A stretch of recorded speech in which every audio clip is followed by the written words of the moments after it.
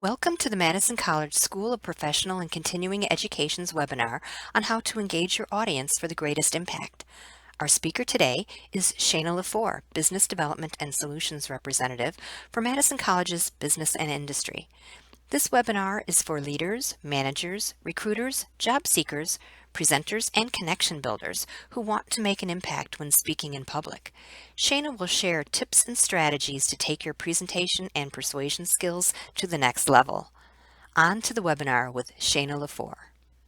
Just making sure we've got everybody in, and we're going to move forward. Thank you for bearing with us. This is our very first webinar with the college, so we're excited that you're here to work with us as we go through this process. Let's see if I can get my PowerPoint. There we go. All right, so why does human engagement create impact? Why is it important to try to create engagement when you're speaking to an audience? And how is it different to be speaking in front of an audience than it is to share your information via the written word, or to have it up on a website, or for someone to go and Google search the information? What makes that important? And so I'm going to share a quote with you here from Chris Anderson, who is the head of TED, and definitely someone that I look up to as far as speaking is concerned. And he says, in a world in which machines are rapidly getting super smart at any specialist knowledge task that we can throw at them, what are humans even for? If people can just find information anywhere. So what is our role in this? He goes on to say, I've become convinced that tomorrow, even more than today, learning to present your ideas live to other humans will provide to be an absolutely essential skill. And who is this skill important for? Well, he says, and I would agree with him, that it's important for children who want to build confidence, anyone leaving school to start a meaningful career, anyone who wants to progress at work or who cares about an issue and wants to share what they feel about that issue. If you want to build a reputation in your field, you want to connect with others around the world who share a passion, catalyze action to make impact. You want to leave a legacy, really anyone, period. So it's important to understand how to make an impact through what you want to say. I want to put in real quickly here before we move forward that, just because everybody needs to learn to present doesn't mean that it's an easy thing, that it should be something that is just second nature to us. It is one of the greatest fears that we as human beings have. So I would like to give you props and say this is an act of courage. Presenting is really an act of courage. So pat yourself on the back that you're here today to learn how to become a better presenter. So the takeaway I want you to get as we go through the next few moments here and talk about the three things that I think are most important is that you walk away from this understanding that your presentation isn't about you. So if it's not about you, what is it about? Your presentation is about them, and them is the audience. It's the people that you're speaking to. So if you walk away from this presentation, remember just one concrete idea that you can act on. It's that when you're presenting, it's not about you and your idea, it's about how your idea affects the people who are listening to you. And let's talk about how we can actually make that happen. Your presentation is a gift. It should add value. So your goal is to add value. It's taking the present in presentation and really making that into a reality. You are giving a gift to the people who are listening. Your goal today in thinking about the present that you're giving to the people who are listening to you are these three things. You're going to want to understand who you're presenting to and why that is so incredibly important. We're going to want to understand the actual purpose of your presentation, and that's we're going to call that the silver bullet, and I'll explain to you what that is in just a few minutes here. And then you're going to want to try to understand how to impactfully communicate your ideas to elicit action from your listeners. More simply, and here's where I would suggest taking a piece of paper out and writing these three things down. You want to know your audience. That's our first point. You want to keep the presentation simple, and you want to have a call to action. Okay? In breaking that down a little bit further, knowing your audience, you want to know what they want. What is it they want to get from the presentation? Why are they there? Why are they listening? In keeping it simple, how are you delivering that message? What is the content of the presentation and the talk that you're giving, or the lesson, or what you're talking about in the meeting? And then your call to action. What do you want them to do with that information? What is the next step? So on that same piece of paper that you wrote down those three things that we're going to talk about today, I also want you to write down, what do you want to get out of today's presentation? And besides just writing that on the piece of paper, if you could do us a huge favor and put that in the chat on your screen so that we can see what it is that you want to get out of today's presentation, that helps us out. And I think that also helps you out to be focused on what is it that you're trying to learn today. At the end of the presentation, we're going to give you my email so that you can tell us, did you get what you wanted out of the presentation? If you didn't, how could we help you further? And if you did, Give us some props. Throw that back at us and say, here's what I learned today. We'd love to hear that. So knowing your audience, that was first of the three. What do they want? So to figure out who your audience is, you want to ask yourself some questions. Okay. And you can take a screenshot of this if you want to, because I'm going to go through this rather quickly. We only have 25 minutes. You're going to look at, what is my goal? What is my goal with giving this presentation? And then really think, who can help me achieve this goal? So if you have the choice of giving your presentation or speaking to people in your business, if you should be talking to your peers about a team type project, would you be talking to the CEO or to HR or to someone else, or should you be talking to your peers? You do maybe want to talk to some of the higher ups to get buy-in, but making sure that you're talking to the people who are actually involved, and also vice versa. If you need to go to the higher ups in your company to make something happen, those are the people you need to present to. It's not just talking about it amongst your peers. You need to look at, what does this audience want or need? When you come to someone to give a presentation, you want to understand what it is that they're looking for to get out of the presentation, so that you can be impactful with your ideas and your goals and find a meeting of the minds. You want to look at how I can help them get what they need. What is the process that I need to go through to help them get from point A to point B? And make sure that's very clear in the presentation that you're giving, that they understand how you're helping them. You want to look at what their end goal is for listening to the presentation, so that it's worth their while to be there, to spend their time to actually be there listening. And always, always ask yourself, why should they care? What value are you providing them? That's the most important thing to ask. That's how you're going to be engaging and impactful. Let's see here. There we go, moving forward. This is an activity that I do when I'm teaching courses on, or mini courses or workshops on presenting, and this is something that you can do on your own time. So I encourage you to take a screenshot of this. But as you're developing through the process of understanding what your audience wants, who they are, what they want, you want to sit down and kind of write out, what is your audience's problem? What is the problem they're trying to solve? What is the issue at hand? If this is a team meeting where you have a goal that you need to achieve, what is it? What is the issue that needs to be resolved? And then you look at, how will you present that problem back to the audience in their own words? Why would you do this? They already know what their problem is. You want to do this because you're showing that you understand, and it's creating a sense that you have empathy for what the problem is, that you're in it, that you understand what's going on. And then you want to show how will you show them? You have to ask yourself, how will I show them that they can trust me to help solve this problem? What is it that I bring to the table that can help resolve the situation? So this is a really great exercise to walk yourself through as you're figuring out what your audience wants. A good thing to remember as you're thinking about your audience and you're thinking about your presentation is that your presentation is a dialogue, even if you are the only one speaking out loud. So you need to understand what's going on in the minds of the listeners. And a lot of times that takes some, what I'll call market research, or really doing some questioning beforehand and doing that exercise where you're reflecting on, what is it that the audience wants to hear? What is it that they need? Our second point, keep an eye on the time. Oh, we're doing great. The second point is keeping things simple. How do they get the information? How do you communicate your silver bullet? And I'm going to teach you what that is in just a moment here. So you want to offer a simple solution to the problem. You don't want to make it seem that they have to only do one thing to fix all, the whole issue, but you want to keep the action plan very simple, and your communication of the content of what you want to say fairly simplified. Don't overcomplicate, right? So here's how you do this. You want to show that you understand. Again, going back, you're going to explain the problem to them in their own words. You want to be careful not to use too much lingo. If you're speaking to a layperson, you don't want to use a lot of industry lingo that's going to be above their heads. So you want to make it approachable. You want to definitely show that you care. People care when they believe that you care. So have some passion about what you're talking about. Be invested in it. You want to show your purpose, and that it goes beyond a pitch of an idea or a sale, that there's more in it. You have more invested. Again, this goes back to caring. Why do you want to solve their problem? What is it that makes you the person who is interested in solving the problem?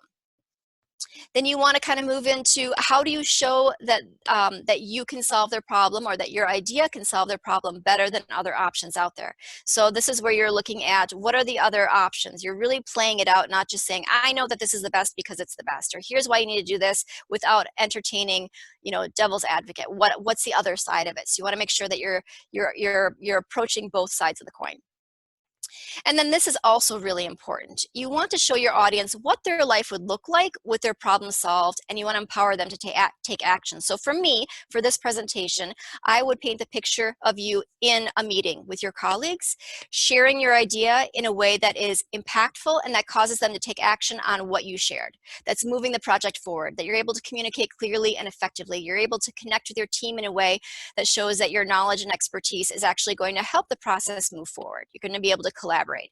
So that's a way of painting the picture, saying that before that, you might have been afraid to speak up at a meeting, or you would say something and it wouldn't land, or you would share an idea and it wouldn't have impact. The idea is that afterwards, you have more impact. You're able to engage in a more compelling way to be able to help the team move forward. Oh, got to click back on here. There we go. How to be engaging. So to capture interest, you need to be interested. There is this saying that goes, the most interesting person in the room is the most interested. So you want to be interested. You want to show that you are invested and interested in the idea that you're sharing, and you're interested in the result that the audience is going to come to. So you do this by listening. You ask a lot of questions. If you're in a meeting and you're trying to get your point across, you're asking questions to make sure that people are involved in the process. If you're giving a talk and there isn't going to be engagement, then you're asking questions beforehand to the demographic who would be the people that you're talking to. So you really are in the minds of your audience. So you're listening. You're showing that you understand. You're going to want to respond to questions before they're asked. This shows that you really have done your research and you know what the audience is thinking. You want the audience to think, oh, how did they get inside my mind? They know exactly what I was going to ask. And then as you're in conversation with people, you want to handle objections with grace and gratitude. So if you're in a group situation and you're sharing your idea and you're trying to make impact, someone comes at you with an objection, you want to handle that with grace, with gratitude. Thank you for bringing that up. Thank you for bringing your perspective in. No arguing, no posturing. This is going to help you be more engaging, more impactful, and be more compelling with your arguments. You also want to be authentic. So you want to show your why and your passion, like I mentioned before. Why are you invested in this? Be unique. Share some of your story. Share why this is important to you. And this is a more specific way of doing that. Always be transparent. Honesty is respect. Be calmly confident. Don't over or undersell yourself. Be right on track with that, right? You want to make sure that you can deliver on whatever it is that you're saying is going to happen. If you share an idea and it's so amazing and so great and so easy to execute, and then it completely flops and it didn't do even part of what you said it was going to do, people aren't going to trust you the next time around. So you want to be confident, but also pull into the fact that here are the challenges and obstacles. Perfect, we're right on track. So the second activity that you can do, and you might want to take a screenshot of this, as you're kind of formulating and fleshing out your message, you want to think of these three things. What are your most commonly asked questions about this topic that you're presenting? What are the things that people are really thinking about, ruminating about? What are the most common objections? Where are you going to get some kickback on the idea? And then what are your hooks that really capture people? What's going to really inspire people to take action? What's going to catch their interest? Your passion, your story, your process, your perspective. It could be the research, the data, whatever it is, and then putting your passion on that. And you always want to think, how does this serve the audience?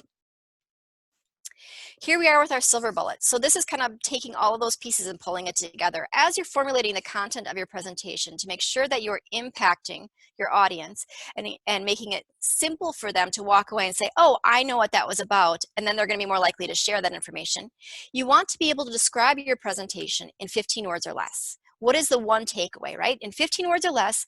And what this should encompass, those 15 words should follow this formula, so to speak.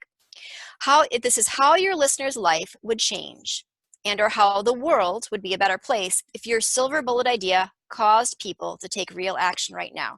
What does that mean? That means, how would the situation be different? How would the audience's life be different? Or how would the business, if you replace the word world with business, team, community, classroom, you can put any word you want in there. How would it be a better place? How would things change for the better if what you talked about caused them to take action right now? That's your silver bullet. You should be able to walk away from the presentation and understand what that is. For this presentation, you want to remember, for what I'm saying, my silver bullet, and hopefully I'm conveying this, is that the presentation isn't about you, it's about them. That's what I want you to walk away with. Our third point as we wrap up today is crafting your call to action. All good presentations should have some sort of call to action. You're bringing that silver bullet out, and then you want people to take action on that. My call of action for you on this particular presentation is that I want you to shift your perspective. When you're crafting your presentation, I want you to think, this isn't about me and showing all of my expert knowledge and all the things that I want to share. It's about how that information impacts the life of the person who's listening. Simple shift, all I want you to do. So in creating your call to action, you want to decide, how you decide what it is. You're going to look at a couple of things. What is your end game, right? So you're looking at the entire process. What kind of presentation is this? Is this a sales process where you are in step 1, phase 1, and you're doing presentation 1, 2, 3, and 4? The call of action is going to be different at each phase. Is this, again, in a meeting with your staff or with your colleagues, with your peers? What is the next step that needs to happen to take the process forward? That's your call to action. You want to try to limit your call to action to just 1, maybe 2, but try and limit it to 1 call of action per presentation. So again, people walk away with a clear understanding what the presentation was about and what they need to do with that information. And 3, of course, I'm going to always bring it back to this: add value. The audience should walk away feeling better off than before they came to it. They shouldn't walk away from the meeting thinking, oh, that was a waste of time, right? You want it to be impactful, that they leave inspired, motivated, and that they have something to do that they actually want to do, that there's buy-in and they're invested in it. Communicating your call of action is very similar to what I just said. You're starting with the result in mind. What is the call of action? You have to know that before you get started. You want to pepper that throughout the presentation. You're bringing people back to it throughout, so that by the time you reach the end, it isn't some big surprise. And you want to make sure it directly relates to the value you provide, that when they take that action, they are receiving some value from it, that it's making their life better. And then to wrap up this third piece, empower your listener. So as you're thinking about your call to action, it should go along these lines. And this is a great quote from Neil Gordon, who is a speaking coach. Knowledge isn't the key ingredient to a successful talk, because people are empowered not by that which they know is true, but rather that which they believe is possible. So that piece about empowering people to be part of the action, to be part of the process, is really, really important. You can have all the data in the world, and you can present it in the most beautiful and compelling way, but if people don't feel they can do anything with that data, if they can't move forward with that data to make impact, that data doesn't matter at all. Okay, so it's important that people feel empowered to make change and to take action. I have one quick bonus tip for you before we wrap up today, and that is, after your presentation, what do you do? How do you take everything that you've been learning and shifting in your way of presenting and see if it's actually working for you? You follow up with your attendees. You follow up with the people who listen to you. So I'm going to ask you today, follow up with me, email me, tell me what you learned, tell me, is there something that you would have liked to have seen? Tell me what else you need to learn. You're going to then track your results and analyze your ROI, your return on investment. Like, really, what is the result? What action has been taken from your presentation? You want to reflect on the process, adjust as needed for the next time, and then, this is important, pat yourself on the back. We are our own worst critics, so be really kind to yourself for even putting yourself out there to begin with. In summary, remember, you want to know your audience. What do they want? You want to keep your presentation simple. How are they going to get that information? And you want to have a call to action. What do you want them to do with the information that you've provided?